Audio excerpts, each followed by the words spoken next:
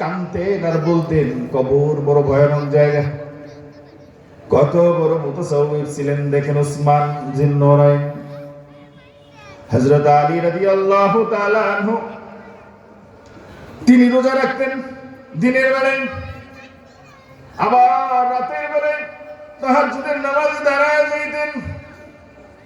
হযরত আলী রাদিয়াল্লাহু তাআলা তাহাজ্জুদের নামাজের মধ্যে কাঁদতেন।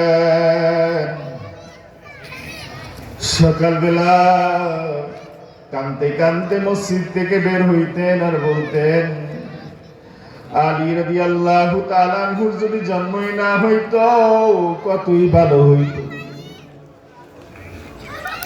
আবু হুরায়রা রাদিয়াল্লাহু তাআলা তার স্ত্রী, তার দাসী, ঘরের মধ্যে সবাইকে নিয়ে রাত্রটা 3টা ভাগ করে দিতেন। 3 ভাগের 1 ভাগ দাঁড়িয়ে দাঁড়িয়ে তাহাজ্জুদের নামাজ পড়তেন, কোরআন খতম করতেন। আবু হুরায়রা রাদিয়াল্লাহু তাআলা আনহু প্রত্যেক দিন 1200 বার তাসবিহ জিকির পড়তেন, 12000 বার। সুবহানাল্লাহ। কয় হাজার? 12000 বার জিকির করতেন আবু হুরায়রা রাদিয়াল্লাহু তাআলা। এই ছিল তাদের আমল।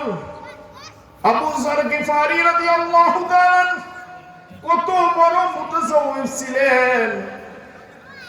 আম্মা জান আল্লাহ নবীকে কলিজার টুকরা বলতেন ফাতিমাতুজ জাহরা রাদিয়াল্লাহু তাআলা।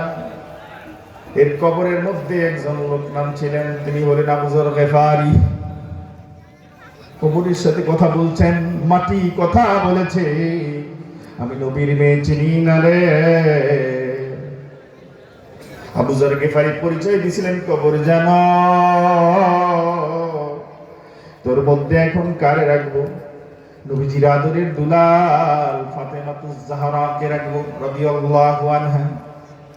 তোমার মধ্যে হাসান হোসেন রাদিয়াল্লাহু আনহুমার মাকে রাখবো। ও কবর তুমি কি জানো হযরত আলী কাররামাল্লাহু ওয়াজহুর স্ত্রীকে রাখবো।